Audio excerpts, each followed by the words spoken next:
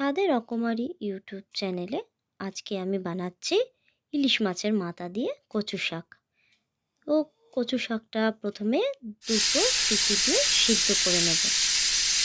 এই কচু শাক আমাদের শরীরের রক্ত শূন্যতা দূর করে আর হৃদরোগ ও স্ট্রোকের ঝুঁকি কমায়। এবার আমি কড়ায় তেল দিয়ে দিলাম, দিয়ে ইলিশ মাছের মাথাগুলো নুন হলুদ মাখিয়ে নিয়েছি, সেগুলো মচমচে করে ভেজে নেব। এই ইলিশ মাছের মাথা দিয়ে কচু শাক রান্নাটা আমি আমার মায়ের কাছ থেকে শিখেছি। জানেন তো, এটা এত ভালো খেতে হয়, এটা দিয়ে মনে হয় শুধু এই দিয়েই ভাত খেয়ে নিই। মাছ ভাজা হয়ে গেলে ওই তেলেতেই আমি দিয়ে দিলাম দুটো শুকনো লঙ্কা, একটু কালো জিরে আর দুটো কাঁচা লঙ্কা, দিয়ে ওই সেদ্ধ করে রাখা কচু শাকটা দিয়ে দেবো।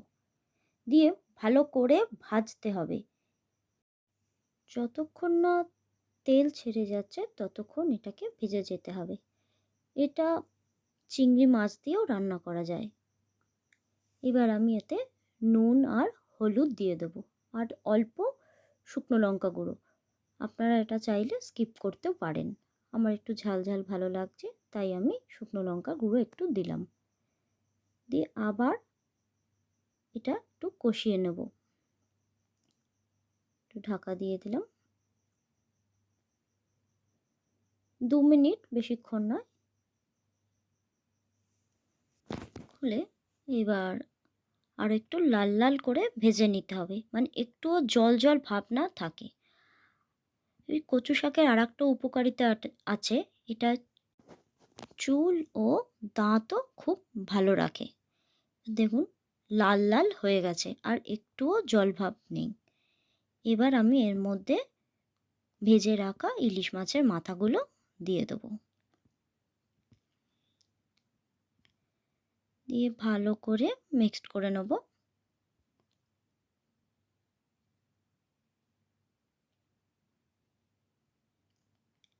বেশ খুব সহজেই এটা রান্না হয়ে যায়।